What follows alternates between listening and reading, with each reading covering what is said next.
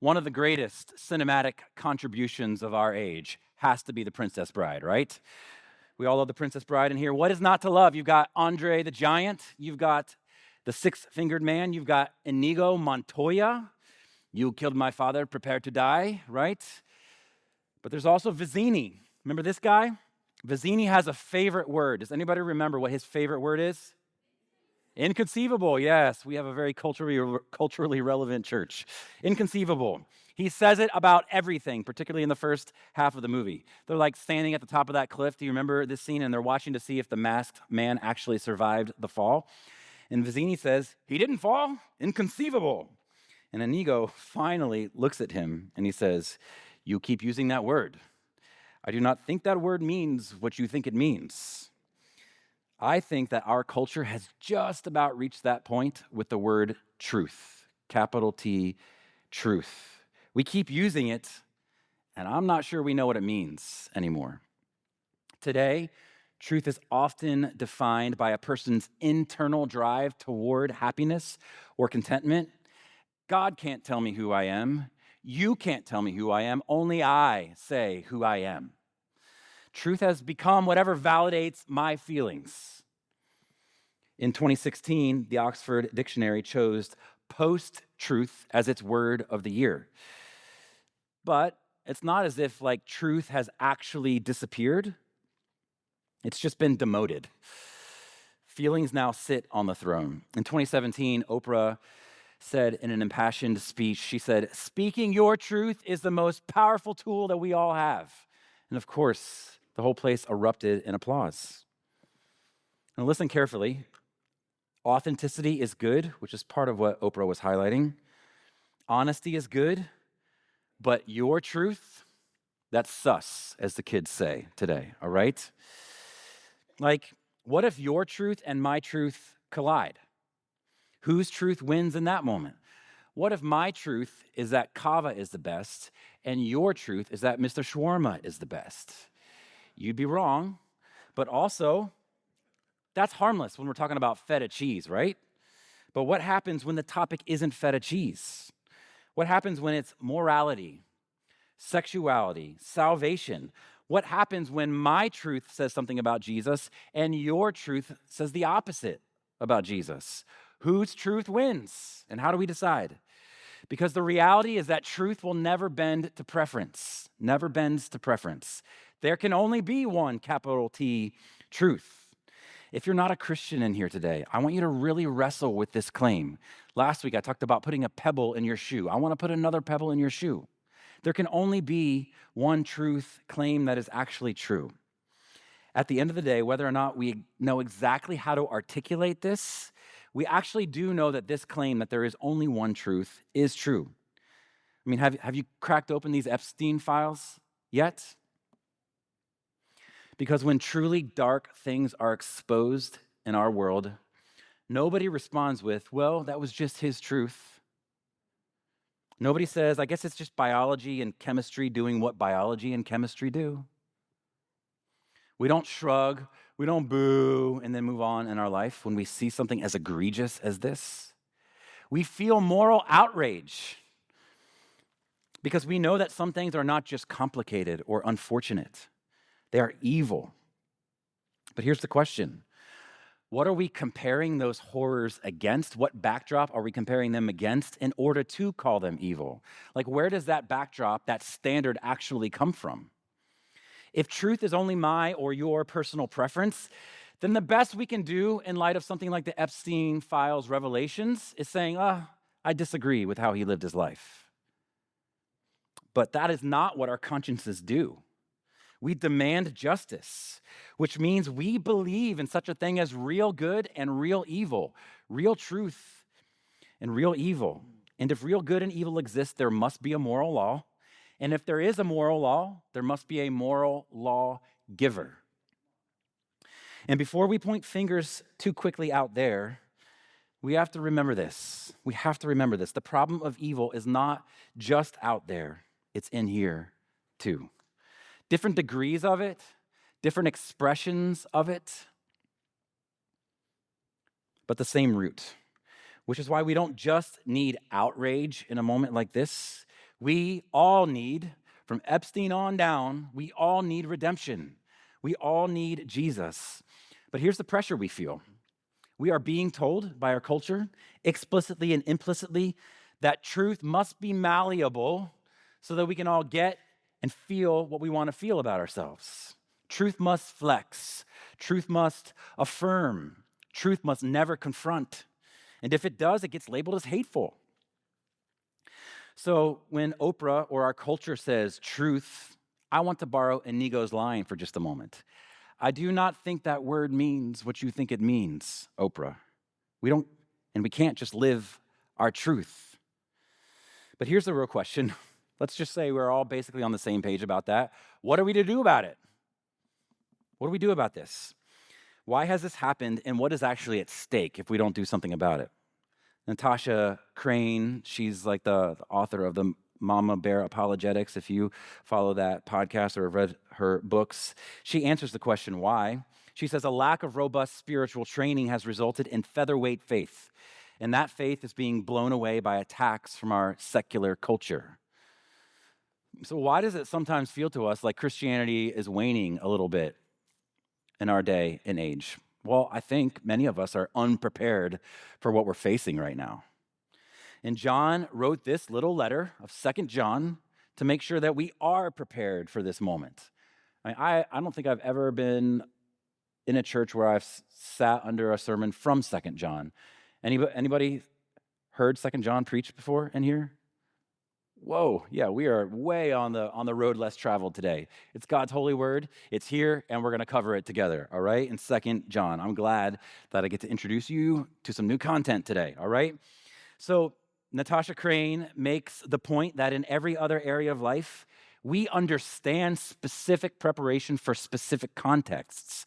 So like if we're going to the beach in a few months, we're going to get all of our beach stuff together. All the stuff that is required. If we're heading into the rain, we pack for the rain. If we're going camping, we make sure we have all of our camping gear at our disposal. A few years ago, I actually mentioned this documentary last week, Free Solo. If you haven't seen that on Netflix, I would highly recommend it. A few years ago, Alex Honnold free soloed El Capitan in Yosemite. So that means like no ropes, no harness, no safety net, one mistake, one just minor small mistake, and he's dead. It's a gigantic mountain that is just like straight up, and you can't imagine how anyone would ever climb that, much less without ropes. The climb itself took just under 4 hours, but the preparation to make that under 4-hour climb took years. He studied every crack in that wall. He mapped every little handhold, practiced the route repeatedly with ropes, memorized movements down to like inches and centimeters. He rehearsed difficult sections on the climb many, many, many times so that muscle memory would take over when it was necessary. You don't wake up one morning and just decide, I'm going to go free solo El Capitan today. That is not how you do it. That is a recipe for sudden death.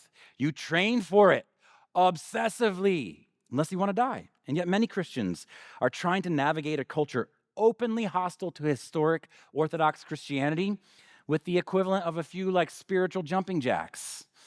One sermon a week, or maybe for some of us, 1 or 2 a month. A Bible app notification, maybe an Insta reel from your favorite Christian influencer while you're folding laundry. That won't cut it. It won't cut it. Specifically, Crane says to parents that we have to stop winging Christian parenting and start training intentionally for what our kids are actually going to face when they are our age. And John wants to say the same thing to us. So the first thing we have to nail down is what truth really even is. And listen carefully. Again, truth is not self-defined. Jesus is the only one who has the privilege of defining what truth actually is. There are no alternatives. Here's how Jesus prayed in his high priestly prayer. Follow along on screen. I have given them your word, he's praying to the Father, and the world has hated them because they are not of the world, just as I am not of the world. I do not ask, Father, that you take them out of the world, but that you keep them from the evil one. They are not of the world, just as I am not of the world. And now here it is. Sanctify them in the truth. What is truth? Your word is truth. That's where we get our definition. And so notice what Jesus did not pray. He did not pray, sanctify them in sincerity, sanctify them in authenticity. He prayed, sanctify them in something unchanging, rock solid, in truth. Truth isn't up for grabs. It isn't relative. Absolute truth remains true regardless of how anyone feels about it. So how do we avoid the pull of the world's version of truth when God's truth is pushed further and further out to the margins seemingly every year for us? So, what is the grid that we rerun all of these things, all of these ideas and concepts through?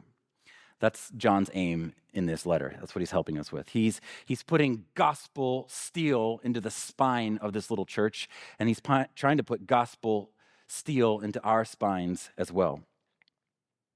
And it's not just like a gospel spine in isolation. This spine actually affects all the parts of the body, of the church body.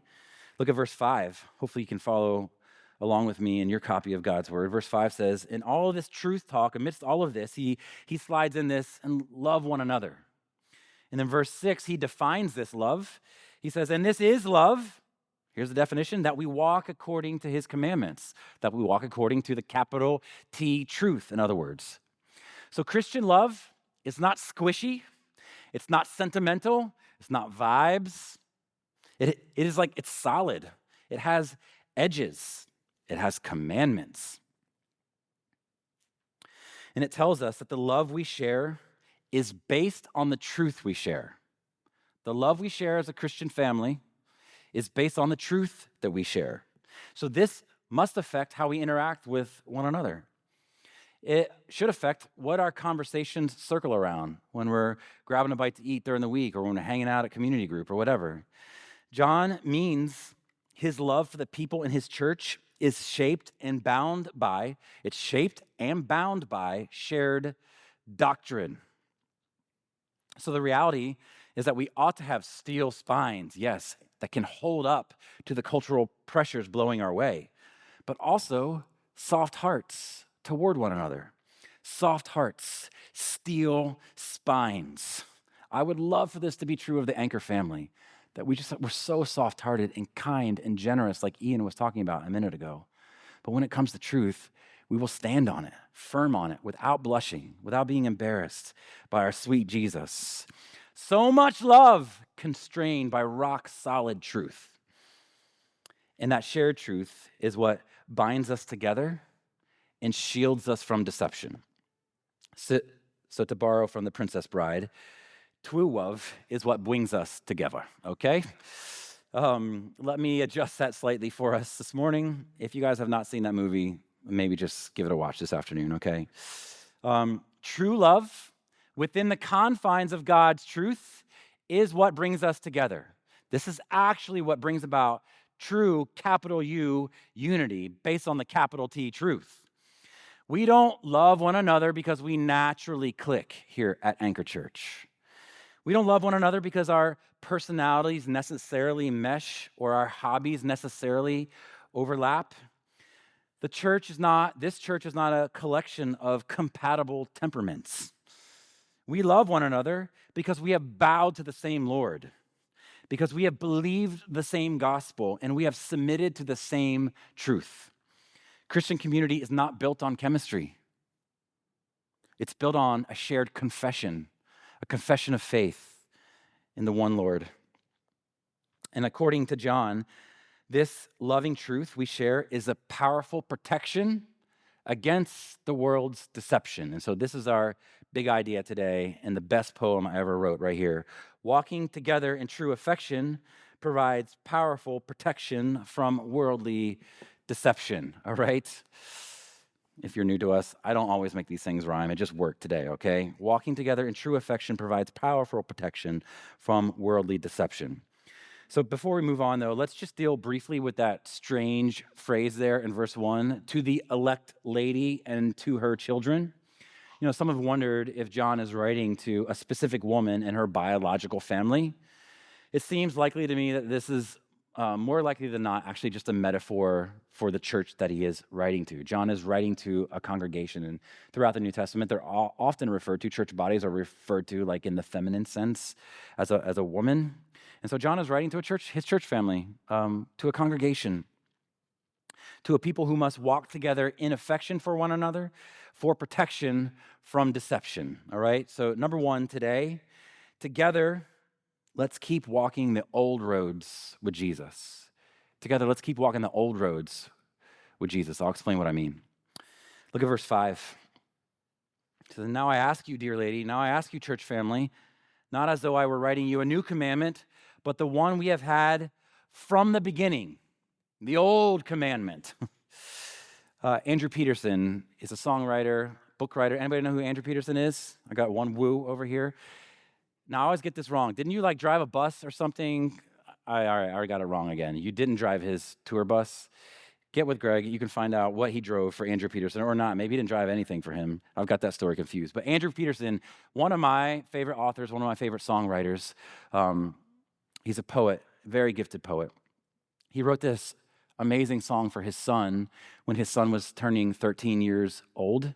It's called You'll Find Your Way. If you want to look it up this afternoon, I'd encourage you to. Now, he's a poet. You got to sit with his stuff for a minute, all right? And just kind of let it wash over you and listen to it again and again. But the song is called You'll Find Your Way. And it's a metaphor about the day that he anticipates that his growing, maturing son will feel lost in the world. Maybe like you and I feel, even though we're well past 13.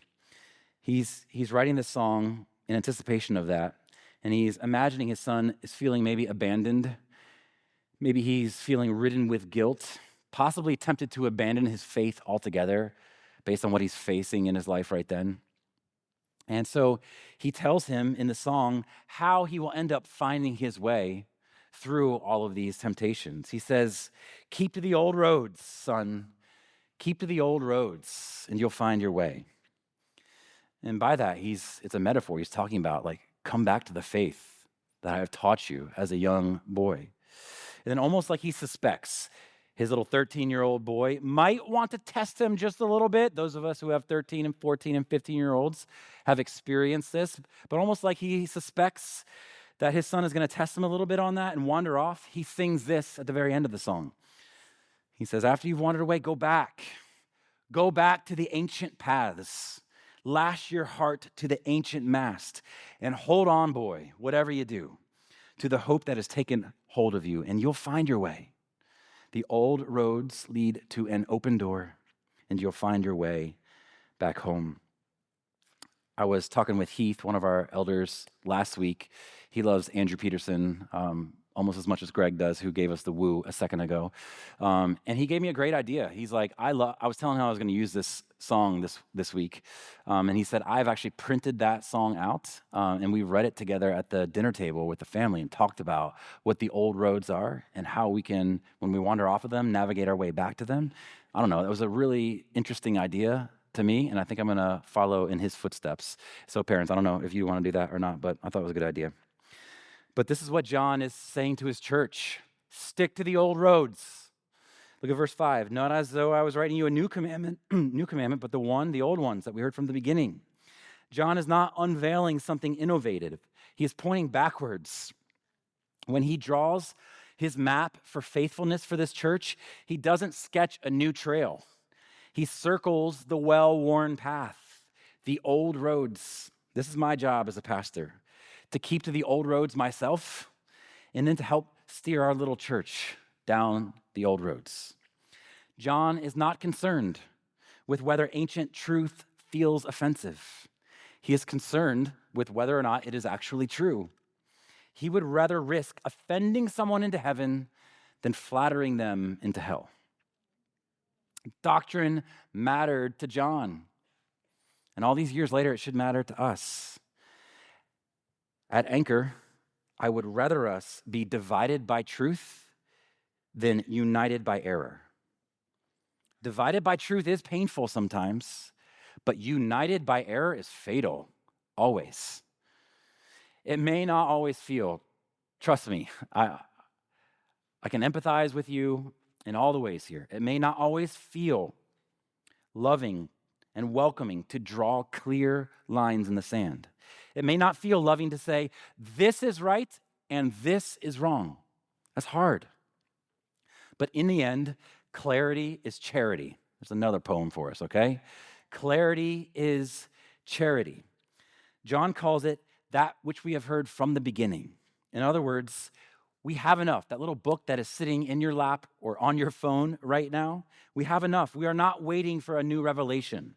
We are not expecting an update. There's no like Bible 2.0 coming.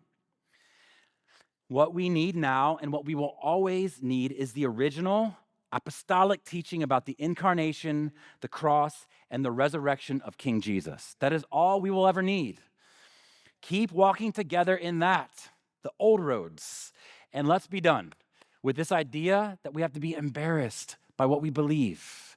Church, we have the truth, the amazing, glorious, beautiful truth. We have the hope of the world in the beautiful person of Jesus.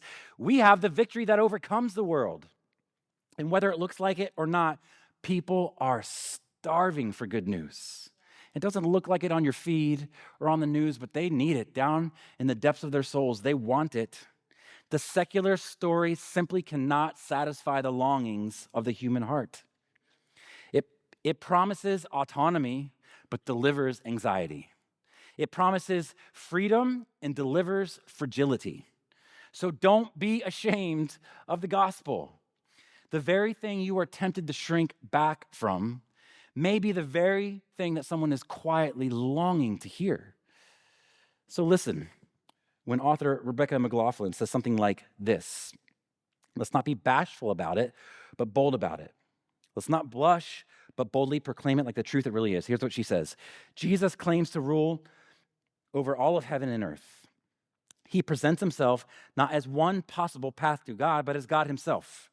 We may choose to disbelieve him, but he cannot be one truth among many. He has not left us that option.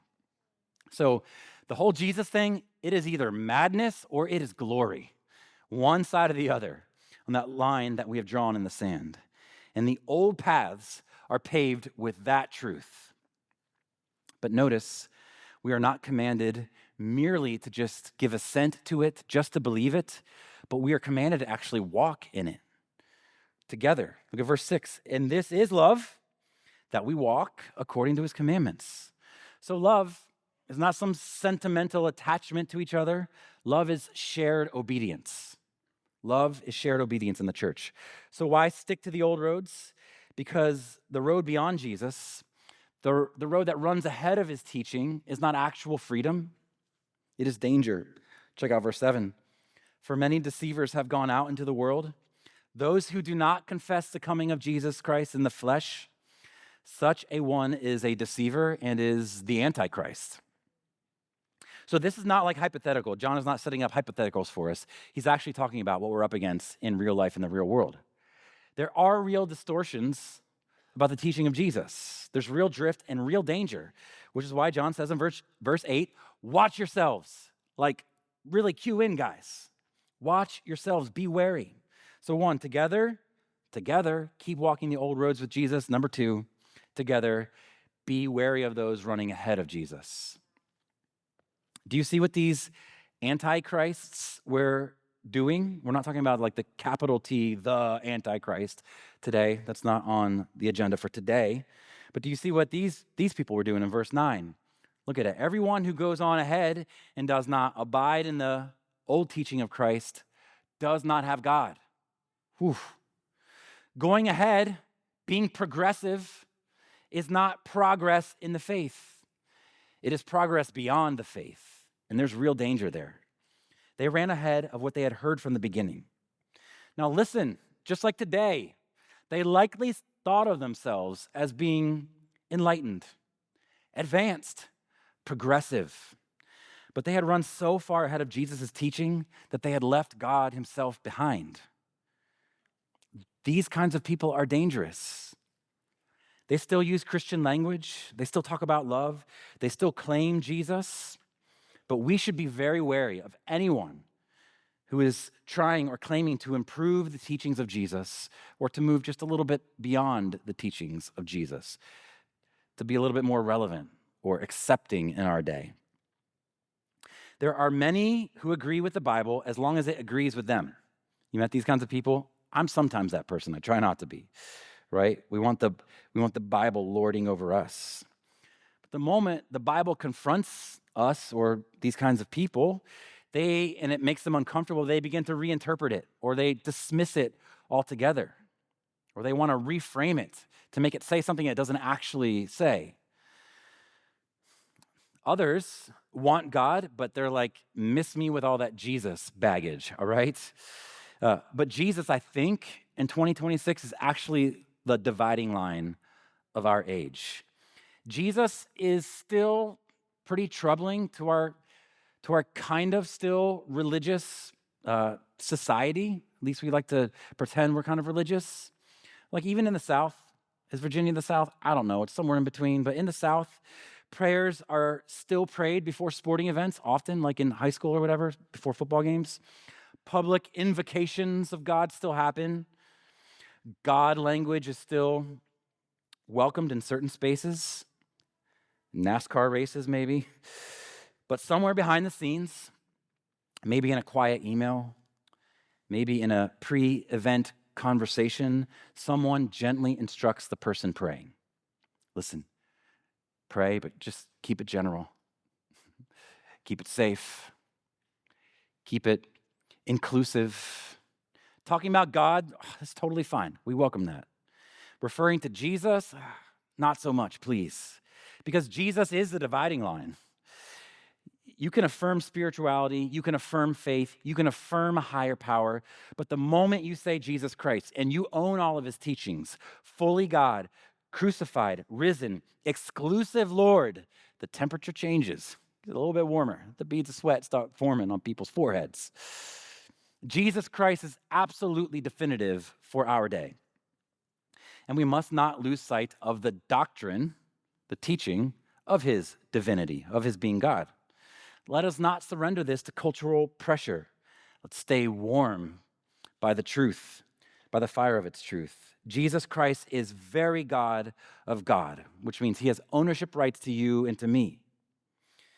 And John says, beware of those who run ahead of what Jesus taught about himself. He calls them antichrists. And here's the sobering part. We all need to really hear this. All of these antichrists were formerly members or partners in that church there.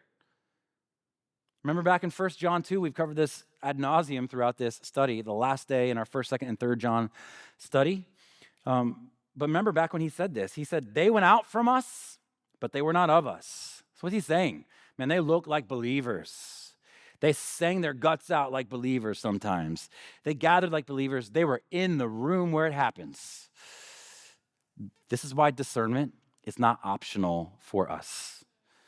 The heart of all false teaching begins with a defective view of Jesus. Reduce his authority, deny his divinity, redefine his commands, and you have lost him. You don't have him anymore, the same Jesus in the scriptures. This is why we have to walk together in true affection, because isolation makes you vulnerable to deception. We protect one another by graciously intruding into each other's lives to do intentional spiritual good to one another. And we have to humbly receive those gentle intrusions. I want to be the kind of person where when you come to me and say, hey man, I saw this, I heard this, I don't think that's befitting of a Christian.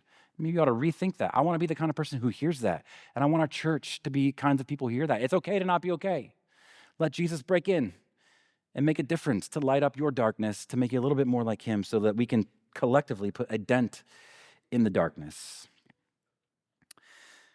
To deny that Jesus was either fully God or fully man is to deny Jesus. This is why John wrote this letter. And here's what one pastor said. He said, every single person in the world must obey this one particular Jewish man. Everything he says is law. Everything he did is perfect. And his work and word claim a universal authority over every other book that has ever been written. We can no longer do our own thing. We must do what this one Jewish man wants us to do. We can no longer pose as self-sufficient because this one Jewish man says that we are all sick with sin and we must come to him for healing. We can no longer depend on our own wisdom to find life because this one Jewish man who lived for 30 obscure years in a little country in the Middle East says, I am the way and the truth and the life. When God becomes a man, man ceases to become the measure of all things. And this man, the man Christ Jesus, becomes the measure of all things. This is simply intolerable to the rebellious heart of men and women. The incarnation is a violation of the Bill of Human Rights written by Adam and Eve in the Garden of Eden. It is totalitarian. It is authoritarian. Imperialism, absolutism. Who does he think he is? I'll tell you who Jesus thinks he is. God. God. Truth means what he says it means. Reject the Jewish God-man at the peril of your soul. And yes, that was like, it's a warning. Like there's some edges to that, right? But it is also, if you can hear like the flip side, it's not just a warning, it's the best invitation that you've ever received in all of your life, because the same God-man offers complete joy. Come to Jesus. John is urging us to stay alert about the lies regarding Jesus' identity and authority, and look what's at stake. Look at verse 8. Watch yourselves so that you may not lose what we have worked for, but so that you may win this full reward, this satisfying reward. This reward is not something earthly. Everything you can see, touch, hold, and like accumulate, that's all going to be gone. He's not talking about that. Do not trade eternal joy for temporary acceptance and significance. Do not leave Jesus for a moment of cultural discomfort. Stick to the old roads. The stakes are grievously clear. Verse 9, everyone who goes on ahead and does not abide in the teaching of Christ does not have God. So if you take Jesus, you get the Father. If you abandon Jesus, you lose the Father. They come together. And they only come together on those old roads, that which we have heard from the beginning. Walk them together as anchor church with affection for one another. And what does this watching look like? I think it means at least two things. Watching is looking out for each other in the church and then looking out of the church for each other. The author of Hebrews, let me untangle that for a second. The author of Hebrews has a good word here for us from chapter 3. Take care, brothers and sisters, lest there be in any of you an unbelieving heart, leading you to fall away from the living God. So he's like, be a little introspective. Look inside your own heart. Unbelieving of what, though? Unbelieving heart of what? Of what we have heard from the beginning. You know, those old roads that we've been talking about. It's maybe not the flashy interstate where everyone is, where all the big billboards are and where everybody drives, but the back roads where you are sure to get where you're supposed to be getting. They will always get you there. And so some in John's church ignored the warnings about the old roads. Don't let us ignore those warnings. There is a real danger of looking the part without being the part. Hebrews continues. Take care, look inside, but also exhort one another every day, as long as it is called today, that none of you may be hardened by the deceitfulness of your sin. And then listen to the urgency he closes this with. As it is said, today, if you hear his voice, do not harden your hearts. He's like, listen, don't wait. Today is the day. Don't think you have more time. You may or you may not. It is the last hour. It might be your last hour. None of us know. Hebrews says, exhort one another every day. This assumes proximity to each other. If we're going to be able to do this, exhort one another every day, it assumes that we're going to be near to one another most days in some way or most weeks. It assumes relationship. It assumes you actually know who one another is. Again, another plug for our partnership directory there in your app. It's what it's there to help you with. You're not meant to drift down your journey with Jesus, down the old roads, solo. You should not be hitchhiking by yourself, all right? We're all going together in this. If you are not meaningfully connected to other believers, if no one knows your struggles, your doubts, your patterns, you are far more vulnerable than you think you are. That's why we talk about community and community groups so often around here. Not because it's our program, not because we need full sign-up sheets, but because your soul and my soul is at stake. Living in community is not extra credit Christianity. It's Christianity. It's one of the primary ways that we obey this command to exhort one another today. So watching means looking out for each other in the church, and it also means looking out of the church for each other. The band would join me up here as we land this thing. John provides a surprising, I think, application here toward the end in verses 10 and 11. And he has us not just looking in the church for threats of people like leaving the true Jesus, but actually looking outside of the church as well. Check this out in verse 10. If anyone comes to you and does not bring this teaching, do not receive him into your house or give him any greeting, for whoever greets him takes part in his wicked works. Whoa, that sounds harsh until you understand, especially the first century context of what's happening here. John is not forbidding private kindness. He is forbidding giving false teachers a platform. Remember, churches in the first century would have been in homes, and if you invite one of these people into your home and give them the microphone, you are endangering other souls, is what he's saying. And so to receive them into your house meant to welcome them into the gathering, the Sunday church gathering, to let them teach. So John's saying, don't give the microphone to someone who distorts the teaching about Jesus. This pulpit is sacred, not because I stand here, and you all know that, but because the book sits here. It is a sacred space because it's where the book speaks its collective authority over us. We will not run ahead of Jesus. We will not lag behind Jesus. We will walk with Jesus from this space. And by God's grace, we will not allow anyone in this sacred space who says less than Jesus or more than Jesus, just what Jesus says. This last week I read a sermon by Lemuel Haynes. He was an African-American Puritan preacher from the 1700s. He lived a few hundred years ago. His words definitely apply more to me than they will to you, but I think they're good medicine for all of us. And it'll help you peek behind the scenes into my heart as to what my hope is for this space up here. Here's what our brother Lemuel said 200 plus years ago. He said, a minister who watches for souls is one who expects to give an account will have none to please but God. When he studies his sermons, this will be the inquiry. This will not be the inquiry. How shall I form my discourse so as to please and gratify the humors of men and get their applause? But how shall I preach so as to do honor to God? This will be his daily request at the throne of grace. This will be 10,000 times better to him than the vain flattery of men. His discourses will not be calculated to gratify the carnal heart, and he will not shun to declare the whole counsel of God.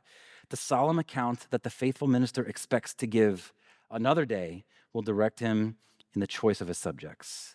He will dwell upon those things that have a more direct relation to the eternal world. He will not entertain his audience with empty speculations or vain philosophy, but with things that concern their everlasting welfare. I guess like the Princess Bride. Jesus Christ and him crucified will be the great topic and the darling theme of his preaching. If he means to save souls like a skillful physician, he will endeavor to lead his patients into a view of their maladies and then point them to a bleeding Savior as the only way of recovery. The faithful watchman will give the alarm at the approach of the enemy, will blow the trumpet in the ears of the sleeping sinner and endeavor to awake him. This pulpit is not a place for personal opinions. The only reason I preach is that his commands are my concerns, and they ought to be your concerns too. So together, let us work hard to make sure we are looking out for each other and looking out of the church for each other as well. 2 quick concluding observations, applications. Number 1, holding firmly to the truth does not give us license to be jerks, okay?